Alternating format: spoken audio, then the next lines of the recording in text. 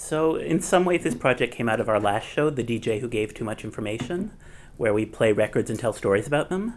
And when we were talking about all these records that we were listening to, we also started talking about the song that I also wrote, the idea or the fact that I also wrote songs, and we were wondering what we could do with them. And when we tried playing some of the songs I wrote ourselves, and then we had this idea that we could get other people to work on them. And I guess that idea is like 5 or 6 years ago. You know, I start in the 80s when I'm 13 and finish in my very late 20s. And the solo performance is a performance where I, standing alone in the corner of a room, play all the songs in chronological order.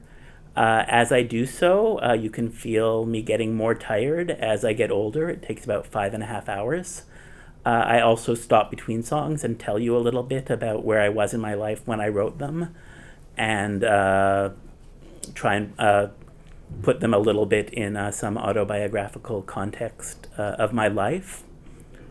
The band night is when we ask 5 local bands in each city. So here in Toronto, it'll be 5 bands from Toronto to cover one of the songs each.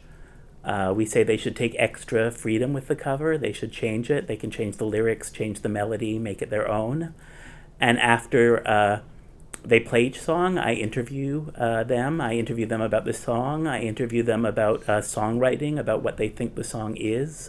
I interview them about the internet and how the internet has changed the way they listen to music. And at the end of the interview, I ask if they have any questions for me. And they can also ask me questions about the song or about music in general. The basis of every song I've ever written is the Every Song I've Ever Written website, where you can listen to every song I've ever written. You can download them all for free. You can record your own version and send it to us, and we put that version on the website. And we've really got an amazing heavy metal versions and electropop versions, and someone who tried to make the song sound like Buddy Holly. And this way that the project just kind of keeps going on the internet when we're performing it and when we're not performing it is really something that I found quite beautiful. And how these complete strangers who I've never heard of and have never heard of me will take the time to record one of my songs and send it to us. And I do feel the internet now, in a way, is where art lives. And maybe especially for 20-year-olds, it's where art lives. One of the things that I definitely ask the bands about when I'm interviewing them during the show is how the internet has changed how they listen to music.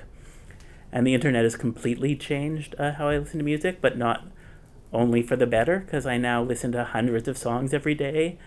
And even if I love them, I don't remember who they were by, and it amazes me, like, wow, 3 days ago that was my favorite song and now I don't know what it is. How is that possible? But it does seem to have something to do with this very distracted, overwhelming space of the internet that I both love and worry about.